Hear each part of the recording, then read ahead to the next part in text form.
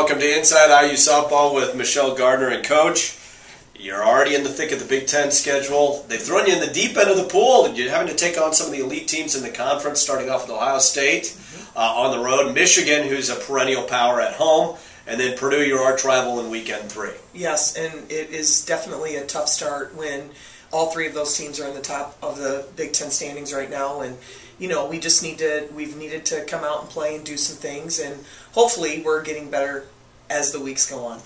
Looking at this past weekend against Michigan, first time at home Indiana had beaten the Michigan Wolverines since 1996. I was in college then.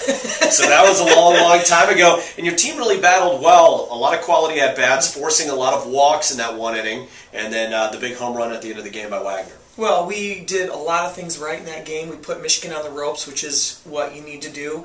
We competed well with them, I thought, all weekend long. The first game was up in the air. I think that could have gone either way. But, I'm happy to come out of there with a win because it's a huge victory. I mean, like you said, since 96, we haven't beaten them here. And, now we've beaten them up there. We've beaten them here. And I just think it adds a lot of confidence to the program and to the team. You look at your team, there's continue to hit the ball well. 296 as a team, and you've had to battle through injuries doing it. Well, and we have, and we've had different people step up in different places, and in our, the Big Ten, the last 2 weekends of Big Ten play, Amanda Wagner has, really done a great job, taking on a little bit more of a leadership role, and she's executing at the plate and doing some really good things. Shelby Gogreaves, a player known for her club, but she's hitting 300. Yes, Shelby, she's replaced Bree when she got hurt, and Shelby's done a great job. I don't think we've really missed a beat at second base or at shortstop, and she's been hitting the ball. You got a couple of young pitchers going out there, and Murphy, I thought, in watching that second game against Michigan that you ended up winning, pitched very effectively and had a lot of poise out there. Well, and Megan's done that. I mean, she's had some really great games as the season has gone along, and I think she's getting stronger each week. You look at her and you look at Laura, and that really, on the mound, they're both young. They're both freshmen on the mound, throwing-wise, and, she threw a great game against Ohio State last weekend, and we got a win, and, so I'm pushing them to keep improving, because obviously we've got areas where we need to get stronger, but I thought she threw very well against Michigan.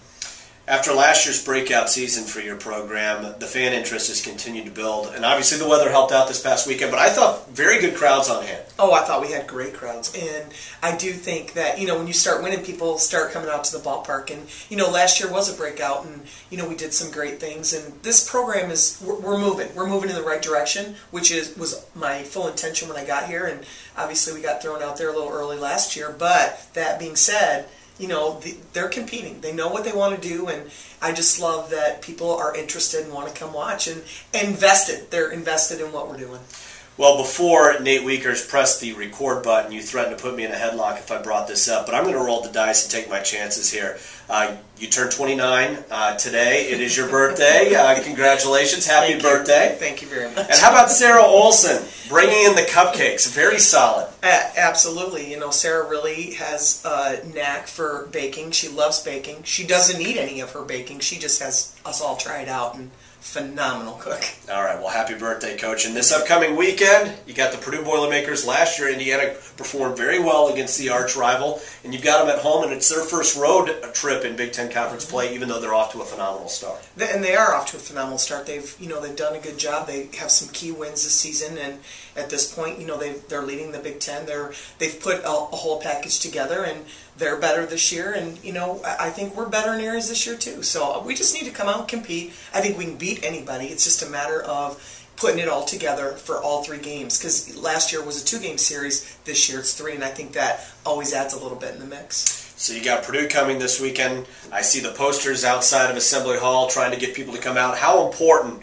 will a tough environment be for your team this weekend if a lot of fans come out? Well, I think it's huge. I think, Purdue always has a great crowd when we go up there, and I love the fact that we've had so many people out, and the louder they are, it's a rivalry. It's a tough rivalry, but at the end of the day, I just want good play, and we want to battle, and I want to win. Fans, friends, and family from out of town can watch it on BigTenNetwork.com. But if you are from Southern Indiana, actually Indianapolis South, north of Louisville, come out to the ballpark this weekend and cheer on the Indiana Hoosiers. That would be great.